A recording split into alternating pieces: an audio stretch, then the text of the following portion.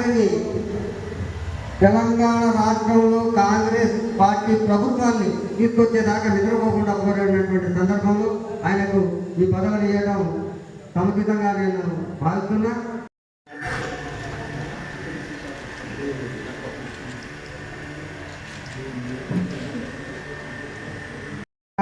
వారం రోజుల క్రితం 10 రోజుల క్రితం నాగేశ్వరరావు గారిని వచ్చేసి ఉద్యమకారులను సన్మానించడం జరిగింది. తెలంగాణ ఉద్యమకారులు ఎవరెవరు ఉన్నారో వాళ్ళందరినీ కూడా ఆయన వచ్చి సన్మానించడం జరిగింది. అయితే దానికి చెల్లు చేసుకోవడానికి ఇది సందర్భంలో నేను చేయట్లేదు. దాన్ని ఇదేంటంటే ఈ గౌరవం ఆయనకు దక్కాల్సిన గౌరవం, ఆయన కష్టానికి తగిన ఫలితాన్ని ఇచ్చినటువంటి కాంగ్రెస్ పార్టీ ఫలితాన్ని ఇచ్చినటువంటి గౌరవంగా నేను భావిస్తున్నాను. ఇదే సందర్భంగా ఉద్యమకాన్ని గాలికో చేసి ఇవాళ ఆయన పామోదించే పరిమితం అయిపోయింది. మన చూసాం ఉద్యమకాన్ని వదిలిపెట్టి మరి ఉద్యమకాన్ని హింసపెడితే జనమయ్య పాఠానికి పెట్టిన చరిత్ర తెలంగాణ ఉద్యమకారులు అని చెప్పేసి ప్రతి ఒక్క రాజకీయ పార్టీ తెలియజేస్తున్నా. ఇలా ఏ రాజకీయ పార్టీ అయినా తెలంగాణ గడ్డ మీద బతకాలంటే తెలంగాణ ఉద్యమకారుల ప్రమేయం లేకుండా, ప్రజల ప్రమేయం లేకుండా రాష్ట్రంలో జెండా పార్టీ అర్హత లేదని చెప్పేసి ఈ విధంగా ప్రతి ఒక్క రాజకీయ పార్టీ చెబుతా ఉన్నారు.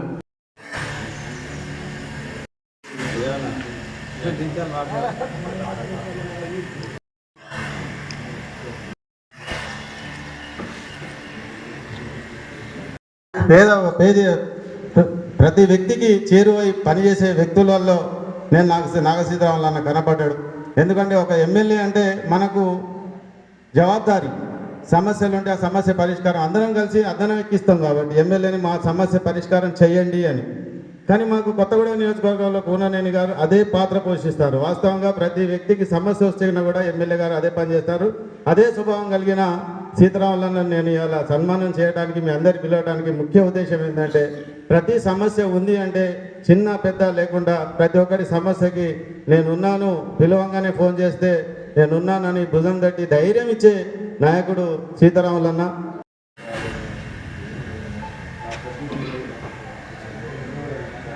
అంటే డిఫరెంట్, నేనేం చేయగలుగుతా, సౌమ్యంగా కనపడుతుంది. కానీ సౌమ్యంగా కనపడే వాళ్ళ మెదడు చాలా షార్ప్ ఉంటుంది, అది వేగంగా పనిచేస్తుంటుంది. నాగసీతారాములు అన్న మేము పోయినప్పుడల్లా మంచి మర్యాద, పలకరింపు బాగా ఉండేది. ఒక దశలో కాంగ్రెస్ పార్టీలో ఉంటే జీవితం లేదు, ఆస్తులు జప్తు, ఎవరైనా తిరిగినట్టుంటే వాళ్ళ పని కేల్కతం అనేటువంటి పరిస్థితిలో కూడా నాగసీతారాములన్న తిరగడం కోసం ప్రత్యేకంగా ఒక కారే కొనుక్కొని వ్యాపారం కోసం పెట్టాల్సిన డబ్బులు రాజకీయం కోసం పెట్టి తిరుగుతూ నాలాంటి కాంగ్రెస్ అభిమానులకు చాలా అభిమాన నాయకుడైండు.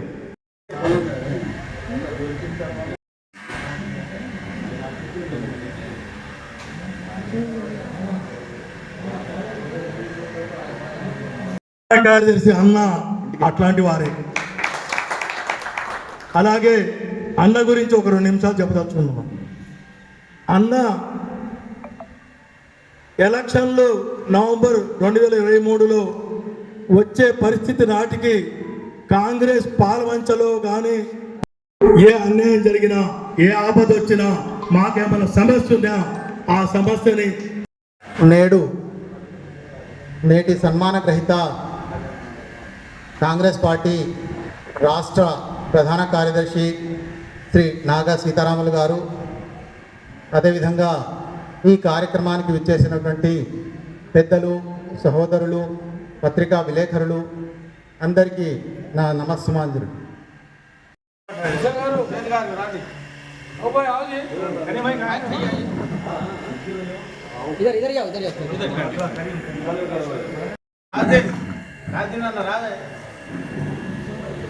ప్లీజ్ అన్న కానీ చాలా మంది ఉన్నారు, ప్లీజ్ సన్మానం చేయరా.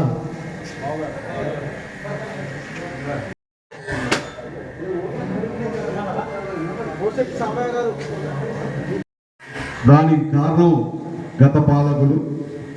ఆ పాలకుల నుంచి ఇప్పుడు మనకి అధికారం వచ్చింది. ఇలా పాలవంతులు ఎంతోమంది చదువుకొని ఉద్యోగాలు లేక, చదువుకొని ఎలాంటి పని లేక, చదువుకొని ఎన్నో రకాలుగా వ్యసనానికి బానిసలై ఉన్నారు. దానికి కారణం కూడా పాలవంచ పట్టణంలో అన్ని వసతులు కలబోసుకొని ఉన్న ఏ స్టేషన్ బి స్టేషన్ తీసేసిన వల్ల ఇక్కడ పాలవంచ నుంచి ప్రతి ఒక్కరు కూడా వలస వెళ్ళారు.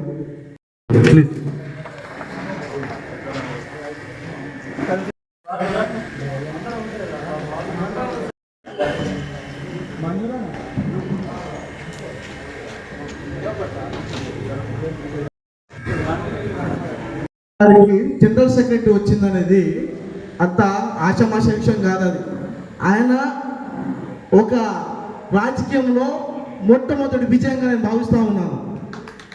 ఎందుకంటే జాతీయ పార్టీలో టీపీసీసీ జనరల్ సెక్రటరీగా ఇవాళ ఆయనకి ఆ పదవి వరించడం అనేది అంత ఆషామాష కాదు. ప్రెసిడెంట్ తర్వాత 2వ స్థానం ఆయనకి రాష్ట్రంలో. ఈ యొక్క సాధనలో ఆయన యొక్క రాజకీయ ప్రస్థానం చూసుకుంటే మనం ఏనాడు గత 10 సంవత్సరాలు బీఆర్ఎస్ ప్రభుత్వం తెలంగాణలో అధికారం చేపట్టి ఎన్నో డబ్బు రాజకీయాలు చేసి ప్రజల్ని పక్కదోవ పట్టించి రాజకీయాలు చేసి ఎన్నో ఇబ్బందులు గురి చేసిన పరిస్థితుల్లో ఆనాడు అధికార పార్టీకి ఏనాడు లొంగకుండా, ఏనాడు డబ్బుకి ఆశపడకుండా ఒక కమిట్మెంట్గా పార్టీ జెండాని ఎజెండాని భుజాన మోసుకొని ఏనాడు వాటికి దూరం పెట్టకుండా ఒక కమిట్మెంట్తో ఒక నిశ్చితమైన క్రమశిక్షణతో ఇలా ప్రజల్లోకి వెళ్ళి ప్రజా పథకాల్ని, కాంగ్రెస్ పార్టీ చేసే పథకాల్ని, కాంగ్రెస్ పార్టీ ఇంప్లిమెంట్ చేసే మేనిఫెస్టోని ప్రజల్లో తిరిగి వాడవాడల సొంత డబ్బులతో, సొంత డబ్బుతోనే ఎంతో మంది రోగులకి, అభాగ్యులకి, సమస్యలున్న ప్రతి పేదవాడికి ఒక అండగా నిలబడి ఆయన ఈరోజు ఇలా మన ముందుకి ఒక సన్మాన గ్రహీతగా రావడం చాలా గొప్ప విషయం.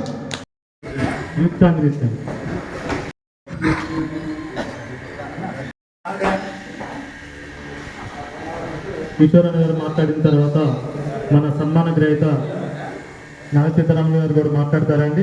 ప్లీజ్ ఎవరి సీట్లో వాళ్ళు కూర్చోవాల్సింది. ఒక 10 నిమిషాలు మన ప్రోగ్రామ్ కంప్లీట్ అవుతుంది. ప్లీజ్.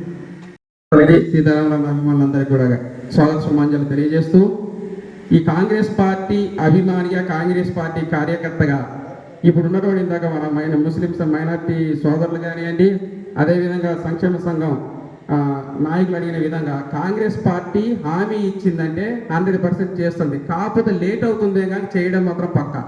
ఎందుకంటే అన్ని హామీలు కూడా చేయడం జరుగుతుంది, ఇచ్చినవి ఇవన్నీ చేస్తారు, కానీ కొంత సమయం తీసుకోవడం అనేది సహజం. అది ఎందుకంటే మన యొక్క లోడ్ బడ్జెట్లలో ఉన్నటువంటి గవర్నమెంట్ని బ్యాలెన్స్ చేసుకుంటూ సంక్షేమ పథకాలు చేసుకుంటూ ఒక్కొక్కటిగా వస్తుంటుంది. కాబట్టి కొంచెం టైం పడుతుంది. ఇలా కాంగ్రెస్ పార్టీ చేసినటువంటి కార్యక్రమాలు ప్రతి ఒక్కళ్ళ కళ్ళ ముందు కనపడుతున్నాయి. ఇంట్లో నెక్స్ట్ నాగసీతారాములు గారు మాట్లాడతారండి. ఒక 2 minutes ప్లీజ్. మన మిత్రపక్షాల ఐక్యతతో భద్రాద్రి కొత్తగూడెం జిల్లాకి ఎమ్మెల్యే అయినప్పటికీ సాంబశివరావు గారి దగ్గరికి వెళ్ళే పొజిషన్ లేదు. అయినప్పటికీ ప్రతి ఒక్క కార్యకర్తకి నేనున్నానంటూ ధైర్యం ఇచ్చిన మా నాగసీతారాములు అన్న గారికి, అలాగనే ఈరోజు తెలంగాణ ప్రదేశ్ కమిటీ రాష్ట్ర కార్యదర్శిగా నియమకమైనందుకు నాకు చాలా సంతోషంగా ఉంది. ఇంటికి వెళ్ళి చాలా గప్పి ఆయన సన్మానించిండు. ఆయన్ని చాలా ఆనందంగా ఉంది. ఆ ఫోటోని సేవ్ చేసి పెట్టుకున్నాం. నిన్ననే మాట్లాడినా, అన్న ఇది 3 రోజుల నుంచి కలుద్దామని కుదరట్లేదు, జ్వరం ఉండే, అందుకే మాట్లాడలేమనుకోకు. ఇక ఒక విషయం అయితే నాకు చాలా ఆనందంగా ఉంది. ఒక ఫోటో చూసినాడు, నాకు అర్థమైంది. నా ఫోటో ఏంటని ఆయనే చెప్పాడు. ఫోటో ఆ ఫోటోనే కదా తమ్ముడు నీకు నచ్చిందని. రావునా అన్న, టైం ఉంటుంది తమ్ముడు, దేనికి తొందరపడవద్దు, నీకు ఆవేశం వద్దని చెప్పి మరోసారి నన్ను ఇది చేసిన అన్న వచ్చాడు. డైలీ మాట్లాడుకుంటూనే ఉంటాం, కష్ట సుఖాలు. మంచి వ్యక్తి, మీకు చెప్పాల్సిన అవసరం లేదు. Thank you. నువ్వు కూడా ఉండేది కదా.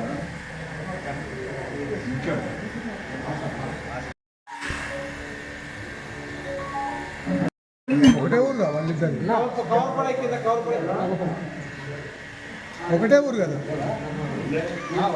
అదే అంటాను.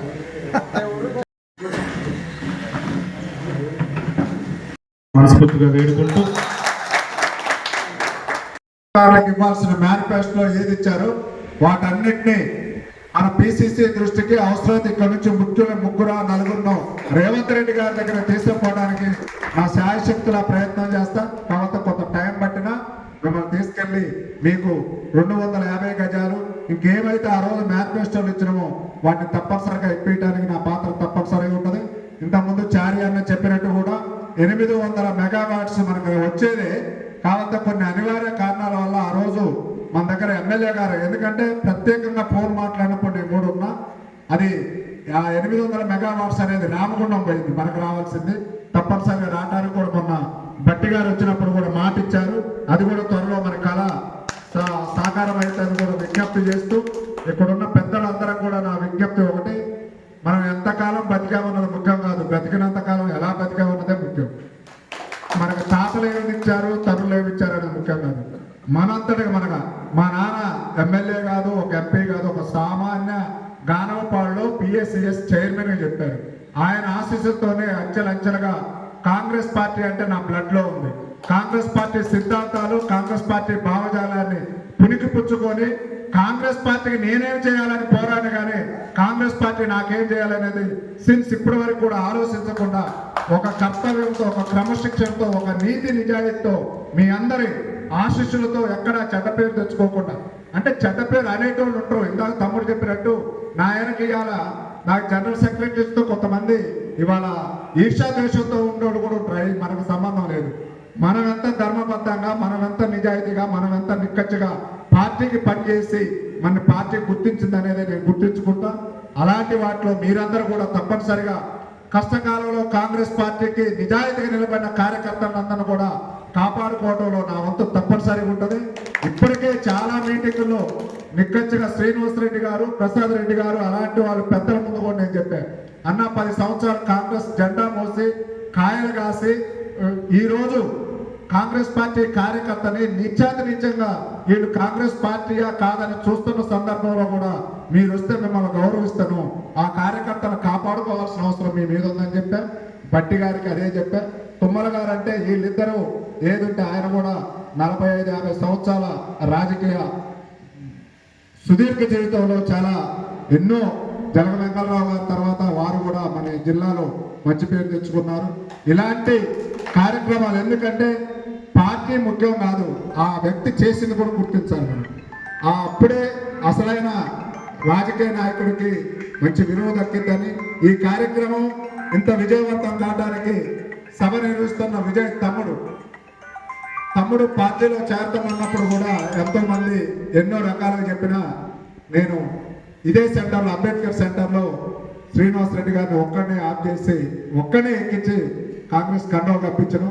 దాన్ని కూడా ఆ కండవను కప్పించినందుకు నా పేరు, పార్టీ పేరు కూడా నిలవబెట్టి ముందుకు వెళ్ళాలని, వారికి కూడా మంచి భవిష్యత్తు ఉండాలని పార్టీలో కోరుకుంటున్నాను. ఇంకా ముందు మాట్లాడిన దేవీలాల్ కానీ, సుమన్ కానీ, మన భార్గవ్ కానీ, ఇక్కడ ఉపేందర్ కానీ, వీళ్ళందరూ కూడా కాంగ్రెస్ పార్టీ కష్టకాలంలో పనిచేశారు. వాళ్ళందరూ ఇంకా ఎంతో మంది ఉన్నారు. ఇవాళ కాంగ్రెస్ పార్టీ అధికారంలోకి వచ్చిందంటే తెల్ల చొక్కాలు వేసుకున్న వాళ్ళు కాదు, అలాంటి వాళ్ళు వెనకుండి వాళ్ళ సంకల్ప బలం, ఇలాంటి వాళ్ళు ఉద్యమకారులు ఈ 10 సంవత్సరాలు మోసం చేసిన టీఆర్ఎస్ని ఎలా పొందబెట్టాలని ఇలాంటి వారి కృషి కూడా చాలా ఉంది. వీటన్నింటినీ గమనంలో ఉంచుకొని, అలాగే తమ్ముడు రాంబాబు కూడా ఉన్నాడు, ఆయన కూడా కాంగ్రెస్ పార్టీలో ఉత్సాహంగా చేరి ఇదే అంబేద్కర్ సెంటర్లో ఆయన గారికి కూడా కండవ కప్పించడం. ఇప్పుడు నేను చెప్పేది ఒకటే, ఈ సన్మానాలు ఇవన్నీ కూడా, ఈ దండలు, ఈ శాల్వాలు, ఇవన్నీ కూడా బాధ్యతను పెంచడానికి. నువ్వు గుర్తుంచుకో, జాగ్రత్తగా ఉంచుకో. ఇంతకుముందు ఎట్లా నడిచినావు కానీ ఇప్పుడు జాగ్రత్తగా నడవమని మీ అందరం ముందర ఒక్కళ్ళ సాటుకు వచ్చి చెప్తే, ఆ సాట రషీద్ అన్న ఈ విషయం ఒక్కసారి చెప్పాల. రషీద్ అన్న ముఖం నాకు తెలియదు, నా ముఖం రషీద్ అన్న తెలియదు. ఒక ఎస్సీ అనామకుడు ఇంట్లో తినడానికి తినలేదు, సుధాకర్ అనే కుర్రోడు అప్పుడు ఎస్సీ సెల్గా ఉన్న రాము ఫోన్ చేస్తే అంబేద్కర్ సెంటర్లో కూర్చుంటున్నా, ఆయన న్యాయం చేయట్లేదు. ఇక్కడ ఒక ప్రముఖ లాయరు, ఆయన వెనక చాలా పెద్ద పెద్ద ప్రముఖులు ఉన్నారు, పార్టీ వాళ్ళు ఉన్నారు, టీఆర్ఎస్ పార్టీ వాళ్ళు అంటే నాకు ఫోన్ చేయగానే వచ్చాడు. వచ్చి నేను ఆయన పక్కన కూర్చొని నేనుంటే అన్న పోయి అక్కడ పాన్ షాప్ దగ్గర పోయి అక్కడ ఉన్నాను. ఎవరంటే రషీద్ అన్నంటే ఆయన అని చెప్పారు. ఆ రోజు కూడా నేను మాట్లాడలేదు. ఎందుకంటే ఒక వ్యక్తి ఇంకొక వ్యక్తికి మేలు చేయాలన్నప్పుడు ఆయన సంకల్పం గట్టిగా ఉండాలా, ఆయన నిస్వార్థంగా ఉండాలా, ఆయన నిజాయితీగా ఉండాలా. అలాంటి సుధాకర్కి నిన్న 10 లక్షలు వచ్చినాయంట. రామ ఇంటికి వచ్చి చెప్పాడు. చాలా అంతకన్నా మనం ఏం చేయాలి? అందులో 10 లక్షల్లో 9 లక్షల సాయం రసీదు అన్నది, 1 లక్ష సాయమే నాది. ఇప్పటి వరకు మాట్లాడలేదు ఆ లాయర్ గారు. ఇప్పటి వరకు ఎక్కడ ఇంతకుముందు కలిస్తే నమస్తే సీతారామన్ గారు అనేది ఇప్పటి వరకు మాట్లాడలేదు. అయినా అక్కడ ఆయన ఏం చేస్తుండే ఏనేదని ఆ లాయర్ గారికి తెలుసు, ఈ సుధాకర్కి తెలుసు. కానీ మన పాత్ర ఎక్కడ వరకే, ఆ రోజు రావడం వరకే ఉన్నది. ఇలాంటి ఎందరో ఈ కొత్తగూడెం నియోజకవర్గంలో కరోనా టైంలో ప్రధానంగా అందరూ ఇంట్లో గేట్ వేసుకొని తడిక వేసుకున్న సమయంలో కూడా పార్టీలకు అతీతంగా, కులాలకు అతీతంగా, మతాలకు అతీతంగా అందరూ సమానమే అని ఈ నియోజకవర్గంలో గడప గడపకి కరోనా ఇంటికి వెళ్ళి ఆ రోజు నా చేతనైనంత సాయం చేయడంలో కూడా ఆ రోజు నేను వాళ్ళకి ఎంత ఇచ్చడం అనేది ముఖ్యం. వాళ్ళు మనోధైర్యం నిలపటంలో కూడా నేను ముందున్నాను. అది కూడా మన కృషిగా వాళ్ళు మనకిచ్చిన అవకాశంగా భావిస్తున్నాను. డిప్యూటీ సీఎం భట్టి గారికి మరోసారి జన్మదిన శుభాకాంక్షలు తెలియజేస్తూ పిసిసి జనరల్ సెక్రటరీ నాగ సీతారామన్ గారి ఆధ్వర్యంలో కేక్ కటింగ్ తెలుస్తూ, అలాగే వ్యవస్థాపక అధ్యక్షులు తెలంగాణ వ్యవస్థాపక అధ్యక్షులు రషీద్ గారి ఆధ్వర్యంలో కేక్ కటింగ్. భట్టి గారికి మన అందరి తరఫున అందరూ ఒకసారి చెప్పండి జన్మదిన.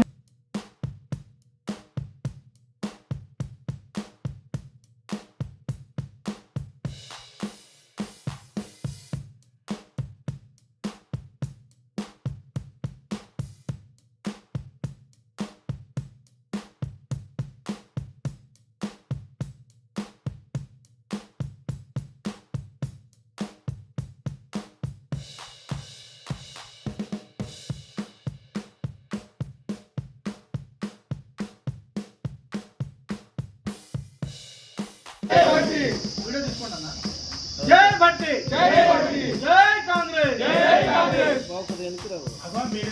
ఆసుపత్రి నందు జన హృదయ నేత, అడుగు బలైన వర్గాల ఆశా జ్యోతి, తెలంగాణ ఉప ముఖ్యమంత్రి వర్యులు భట్టి విక్రమార్క గారి జన్మదినాన్ని పురస్కరించుకొని ఇవాళ పాలంచ ప్రభుత్వ ఆసుపత్రి నందు రోగులకు, వృద్ధులకి, రోగిగ్రస్తులకి బ్రెడ్లు, పండ్లు పంపిణీ కార్యక్రమం చేయడం జరిగింది.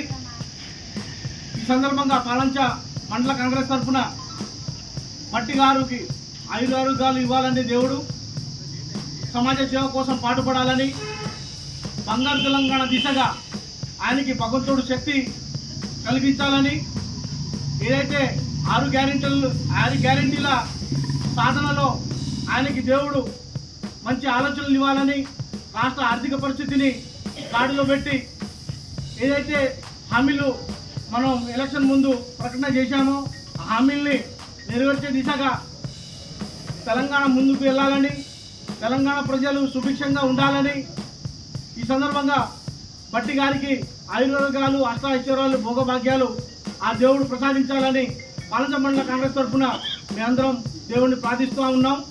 అదేవిధంగా రాబోయే రోజుల్లో తెలంగాణని బంగారు తెలంగాణ దిశగా తీసుకెళ్లే దాంట్లో భట్టి గారు కీలక పాత్ర వహిస్తారని ఈ సందర్భంగా మేము పాలంచ పార్టీ, కాంగ్రెస్ పార్టీ తరఫున వారికి ఈ సందర్భంగా జన్మదిన శుభాకాంక్షలు తెలియజేస్తా ఉన్నాం. జై భట్టి.